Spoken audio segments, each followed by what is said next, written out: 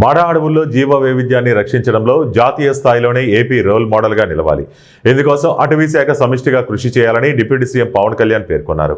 రాష్ట్ర అటవీ పర్యావరణ శాఖ ఆధ్వర్యంలో మడ అడవుల పెంపుదల, వాటి నుంచి సుస్థిర ఆదాయం అనే అంశంపై 2 రోజుల జాతీయ స్థాయి వర్క్షాప్ గురువారం విజయవాడలో ప్రారంభమైంది. ఉప ముఖ్యమంత్రి ముఖ్య అతిథిగా పాల్గొని మాట్లాడారు. తీర ప్రాంత రక్షణకు, ప్రకృతి వైపరీత్యాల నుంచి నష్ట నివారణకు మడ అడవులు కీలకం. ఏపీ తీర ప్రాంత రక్షణకు బలమైన గోడల్లా ఉండే మడ అడవులను రక్షించడంలో ప్రభుత్వం చిత్తశుద్ధితో పనిచేస్తోంది. రాష్ట్రానికి తుఫానుల ప్రభావం ఎక్కువ. గోదావరి, కృష్ణా బేసిన్లలో తుఫాన్ల నుంచి నష్టాన్ని నివారించేందుకు మడ అడవుల్ని విరివిగా పెంచడం చాలా అవసరం. మడ అడవుల్ని కొత్తగా పెంచడంతో పాటు ఇప్పటికే ఉన్న వాటిని కాపాడుకోవటం అవసరం.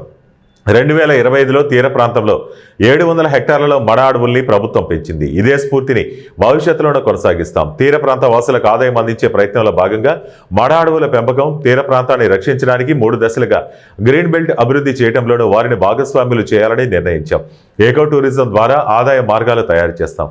రాష్ట్రంలో 50వ గ్రీన్ కవర్ ఉండాలనే బలమైన సంకల్పంతో ముందుకు వెళ్తున్నాం. తీర ప్రాంతంలో గ్రేట్ గ్రీన్ వాల్ ప్రాజెక్టును చేపట్టాం. పచ్చదనం నుంచి ఆర్థిక ఫలాలు రావాలనే కొత్త ఆలోచనతో ముందుకెళ్తున్నాం.